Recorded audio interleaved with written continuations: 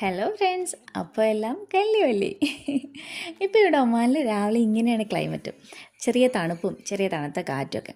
ഒരു 11, 12, 1 മണിയൊക്കെ ആകുമ്പോഴത്തേക്ക് നല്ല ചൂടായി തുടങ്ങും. വൈകിട്ടാകുമ്പോൾ വീണ്ടും രാവിലത്തെ സെയിം ക്ലൈമറ്റ്, ചെറിയ തണുപ്പും കാറ്റും ഒക്കെ.